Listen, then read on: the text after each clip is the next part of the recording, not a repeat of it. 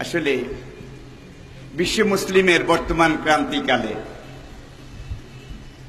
আত্মশুদ্ধি, আত্মজিজ্ঞাসা, আত্ম অনুসন্ধান সবকিছুকে সামনে রেখে যে জিনিসটাকে নতুন করে ভাবতে হবে সেটা হলো go back to the universal book and the universal prophet.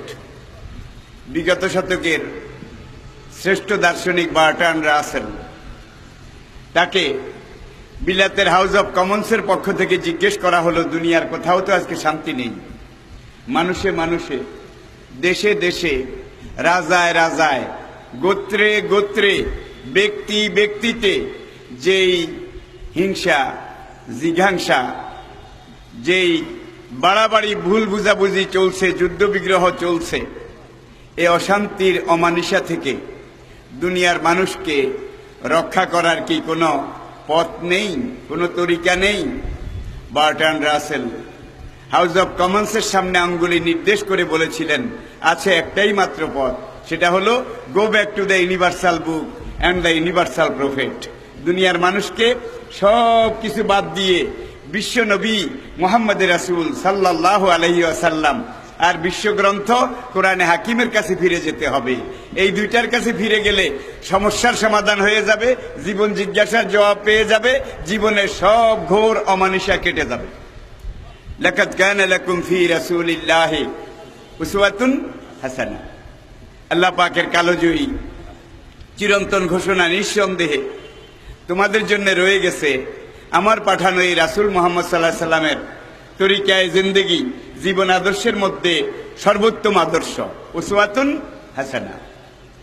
ইন্নাকা লা আলা খুলুকিন আযীম। ওগো বন্ধু আমার, আপনাকে আমি বিশ্বের সেরা সুন্দর শুধু নয়, ব্যক্তি, চরিত্র, মন, মনন, মানসিকতা, খুদি, আত্মমর্যাদা, একজন রাজা, একজন নেতা, একজন ইমাম, একজন ধর্মীয় ব্যক্তিত্ব, একজন বিজ্ঞানী, as a religious teacher, as a founder, as a ruler, as a leader, as a commander, as a law giver, as a law maker, Muhammad is the superman of the world. Encyclopaedia Britannica বলার মধ্যে কোনো রাগঢাক নেই। লক্ষ্য করুন, Muhammad is the superman. ইংরেজিতে Encyclopaedia is ব্যবহার করেছে, আর ইজ হলো প্রেজেন্ট কন্টিনিউয়াস টেন্স, চলমান বর্তমান, ঘটমান বর্তমান। Muhammad is the superman. তিনি যদি গত হয়ে যেতেন, তিনি যদি বর্তমান না থাকতেন, তাহলে এনসাইক্লোপিডিয়া ব্রিটানিকা বলতো মোহাম্মদ ওয়াজ দ্য সুপারম্যান। তার সময়ের সুপারম্যান ছিলেন, মোহাম্মদ ইজ দ্য সুপারম্যান। এটা দিয়ে বোঝা গেছে তিনি ছিলেন, তিনি আছেন, তিনি থাকবেন। ইন্না আরসালনাকা শাহিদাও ওয়া মুবাশশিরাও ওয়া নাযীরা ওয়া দাইয়ান ইলাল্লাহি বিইজনিহি ওয়া সিরাজাম মুনীরা। শাহিদান, ইন্না আরসালনাকা শাহিদান। এই শাহিদানের তাফসীর ইমাম জালালউদ্দিন সৈয়ুতী রহমাতুল্লাহ আলাইহি মাওয়াহিবে লুদুনিয়ার মধ্যে যেভাবে করেছেন, হুয়া শাহিদুন আলা আহওয়ালিল উম্মতে, হুয়া শাহিদুন আলা আহওয়ালিল উম্মতে ইলা ইয়াউমিল কিয়ামতে লা ফারকা ফি হায়াতিহি ওয়া মাউতিহি। তিনি জীবিত অবস্থায় যেমন পর্যবেক্ষক ছিলেন, শাহেদ ছিলেন, পর্যবেক্ষণকারী ছিলেন, মদিনার রওজায়ে পাকে শুয়ে যাওয়ার পরেও তিনি এইভাবে কিয়ামত পর্যন্ত পর্যবেক্ষণের দায়িত্ব পালন করবেন। লা ফারকা ফি হায়াতিহি ওয়া মাউতিহি।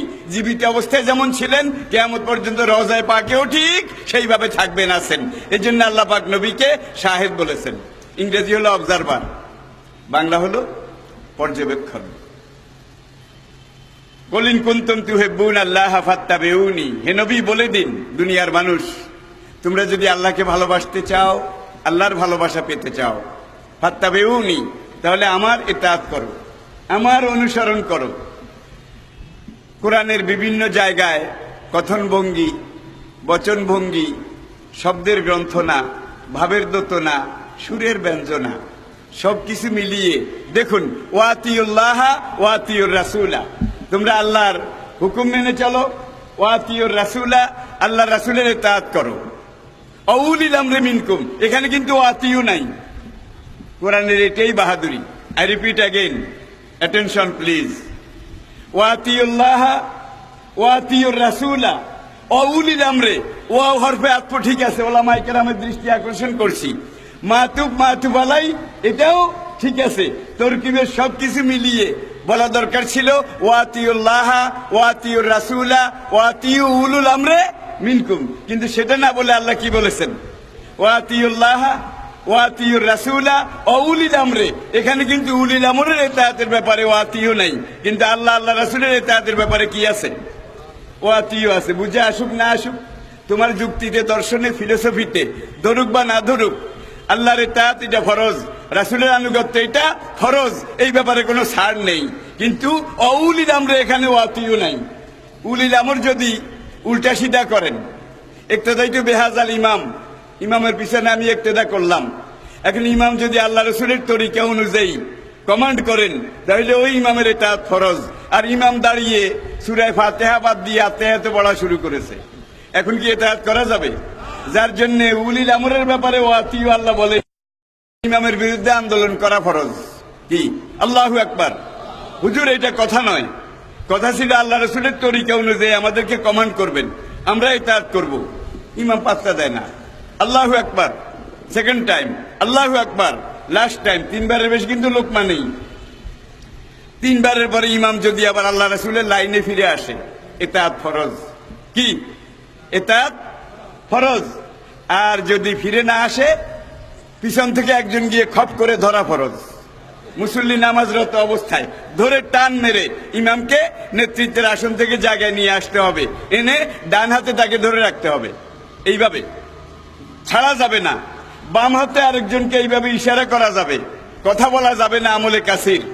এখানে ইমাম শামী রহমতুল্লাহ আলাইহি লেখেন, ডান হাতে একজনকে ধরে রাখলো শরিয়াসার ইমামকে, বাম হাতে আরেকজনকে ইশারা করলো, দুই হাতে কোনো কাজ করলো তো আমলে কাসির।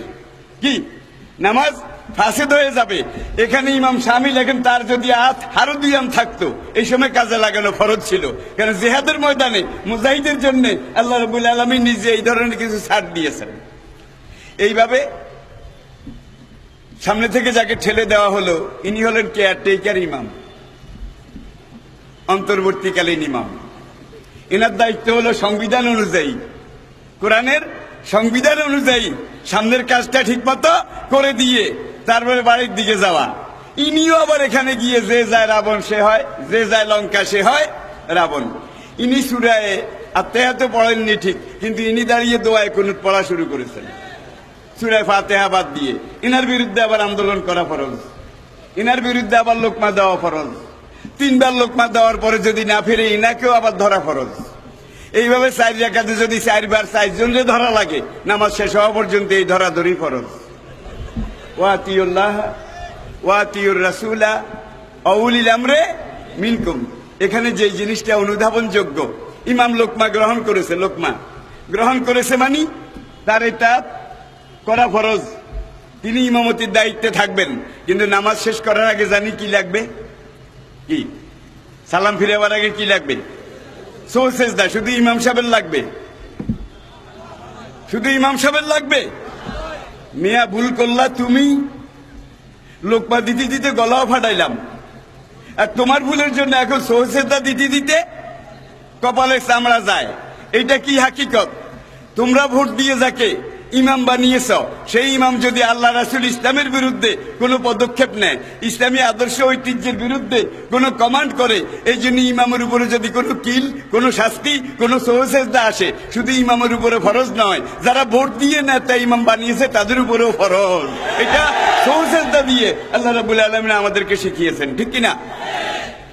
অভাগা এই জাতি, দুর্ভাগা এই দেশ, অপার সম্ভাবনার এই দেশ। 36 বছর গেল, যারে ইমাম বানাইলাম সেই সেজদা দেওয়াইলো, যারে ইমাম বানাইলাম সেই সেজদা দেওয়াইলো। যেই মুসল্লিদের জীবনে সারা জীবন শুধু সেজদা সেজদা সেজদা, সেই মুসল্লির কবুল হবে কোন সেজদা? কি বাকি জীবনে কি সেজদা দিতে চান, নাকি সহি নামাজ পড়তে চান? ভাই, কাদা ছেঁড়াছিড়ি, বাঘ বিতণ্ডা এগুলো বাদ দিয়ে এই সপ্তাহে, গত সপ্তাহে আমি রোববারে বৈশাখী টেলিভিশনে প্রশ্নের উত্তর দিচ্ছিলাম। প্রশ্ন আসে পুরা বিশ্ব থেকে, পুরা দুনিয়া থেকে। একটা প্রশ্ন আসলো বাংলাদেশের ন্যাশনাল জয়পুরহাট বগুড়া থেকে। ভদ্রলোক প্রশ্ন করলেন, হুজুর সাল্লাল্লাহু আলাইহি সাল্লাম মাটির তৈরি নাকি নূরের তৈরি? আমি জবাবে বললাম, ভাই শুধু আপনাকে নয়, পুরা বিশ্ববাসীকে বলছি, আর বাংলাদেশের সংকীর্ণ মানা ভাইদের দৃষ্টি আকর্ষণ করছি যে নেই কাজ তো খৈভাজ। পুরা কোরআন পড়লাম, হাদিস পড়লাম, তাফসির পড়লাম, হুজুর মাটির তৈরি না নূরের তৈরি এমন কোনো কথা নাই। কবরে 3টা প্রশ্ন করা হবে, মান রাব্বুকা ওমা দীনুকা ওমান নাবিয়ুকা। এখানেও হুজুর কিসের তৈরি এমন কোনো প্রশ্ন নাই। ওয়া আতিউল্লাহ ওয়া আতিউর রাসূল লাকাদ কানা লাকুম ফি রাসূলিল্লাহি উসওয়াতুন হাসানা। শুধু এতাত, শুধু আনুগত্য, এইটার কথা বলা হয়েছে। হুজুর কিসের তৈরি এইটা বড় কথা নয়, হুজুরে এটা একটা বড় কথা। এরপর আমি বললাম, মাই ডিয়ার ব্রাদার, হুজুর যেইটা তৈরি হলে হুজুর হবেন, হুজুর পূর্ণাঙ্গ হবেন, হুজুর ইনসানে কামেল হবেন, হুজুর কিয়ামত পর্যন্ত সুপার মডেল হবেন, হুজুর কিয়ামত পর্যন্ত বিশ্বের সেরা পূর্ণাঙ্গ মানুষ হবেন। যেইভাবে হুজুর পারফেক্ট একজন ইমাম হবেন, নেতা হবেন, রাষ্ট্রনায়ক হবেন, রাষ্ট্রপতি হবেন, যেই জিনিসের তৈরি হলে আল্লাহ ভালো মনে করেছেন হুজুর সেই জিনিসের তৈরি। কি সুতরাং হুজুর মাটির তৈরি না নূরের তৈরি এগুলো নিয়ে আমাদের মধ্যে কোনো হীনমন্যতা নেই। হুজুর যেটা তৈরি হলে আল্লাহ ভালো মনে করেছেন সেটার তৈরি, সমাধান শেষ। কানাডা থেকে আরেক ভাই একটা প্রশ্ন করলো, সেটা আসলো ইমেইলে, আমি ডাউনলোড করলাম আমার মোবাইলে। একদিকে জবাব চলছে, সেখান থেকে প্রশ্ন আসতেছে। অনারেবল মাওলানা, আপনার কাছে আমার একটা জিনিস জিজ্ঞাস্য। গত 15ই নভেম্বর যেই সিডর, যেই ঘূর্ণিঝড় বাংলাদেশের দক্ষিণাঞ্চলে কয়েক সেকেন্ডে হাজার হাজার মানুষ, হাঁস মরগ, গরু ছাগল, কীট পতঙ্গ, পশু পক্ষী, সাপ বিচ্ছু, বাঘ হরিণ কয়েক লক্ষ মারা গেছে, এই কয়েক সেকেন্ডে আজরাইল বেচারা একা কি করে সামাল দিল? আমি বললাম, মাই ডিয়ার জেন্টলম্যান, সমস্যা বটে, তবে জবাবে বুঝে নিন, মালায়েকাতুন গিলাজুন শিদাদ।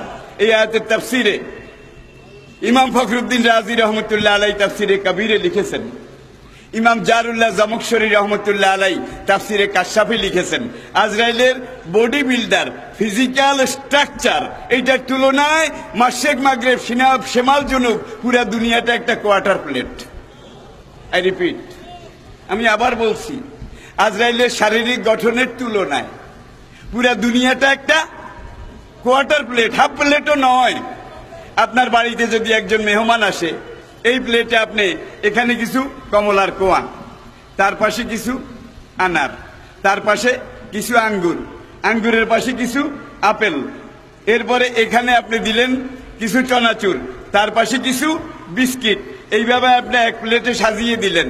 এখন মেহমান ইচ্ছা করলে কমলার কোয়া একটা করে খেতে পারে, মেহমান ইচ্ছা করলে আঙ্গুরের টুকরা একটা করে খেতে পারে, মেহমান ইচ্ছা করলে আপেল এক টুকরা করে বিচ্ছিন্ন ভিন্ন ভিন্ন ভাবে খেতে পারে। আর মেহমানের খাওয়ার দরকার বেশি যদি হয়, সব মিলিয়ে পুরো প্লেট থেকে এক মুঠ খেতে পারে। মনে করুন সেই রাতে আজরাইল সব মিলিয়ে এক মুঠ খেয়েছে। আল্লাহু আকবার। দেখুন, সঙ্গে সঙ্গে মাওলানা সেই লোক কানাডা থেকে আবার ইমেল পাঠালো যে মাওলানা, আসলে এইভাবে তো আমি এর আগে বুঝার সুযোগ পাইনি। উম্মত জননী আয়েশা রাদিয়াল্লাহু তাআলা আনহাকে জনক সাহাবী গিয়ে আরজ করলেন ইন্তেকালে রাসূলের পরে, মা উম্মতের জননী হিসেবে, জাতির আম্মাজান হিসেবে, স্বামীর ব্যক্তি চরিত্র খুঁটে খুঁটে তলিয়ে খতিয়ে গভীরভাবে নিরীক্ষণ পর্যবেক্ষণ করে যাচাই বাছাই করে নিজের ঘরের বিবি যেইভাবে জানেন দুনিয়ার অন্য কোনো মানুষ সেইভাবে জানে না, যার জন্য আমি আপনার কাছে ছুটে এসেছি। এতদিন তো রাসূল সামনে ছিলেন, সামনে আমরা দেখেছি, ইতাআত করেছি, এখন তো রাসূল সামনে নেই। উম্মত জননী পর্দার আড়াল থেকে জিজ্ঞাসা করলেন, ইয়া বুনাইয়া মা কারাতাল কোরআন, বাবা ছেলে আমার, আল্লাহর দেয়া আমার স্বামীর আনা 30 পারা কোরআন তুমি কি তেলাওয়াত করনি? কালা বালা। সাহাবী আরজ করলেন, মা আমি তেলাওয়াত করেছি, আমার তো হেফজ আছে, মুখস্থ আছে। উম্মত জননী সেখান থেকে বলে দিলেন, কানা খুলুকুহুল কোরআন, 30 পারা কোরআনে যা লেখা আছে আমার স্বামীর চরিত্রে তা করা আছে। আরেকদিন আরেকজন সাহাবী উম্মত জননী হযরত উম্মে সালমা রাদিয়াল্লাহু তাআলা আনহা, তার খেদমতে গিয়ে আরজ করলেন, মা উম্মত জননীদের মধ্যে আপনি সবচাইতে সিনিয়র মোস্ট বয়সের দিক থেকে।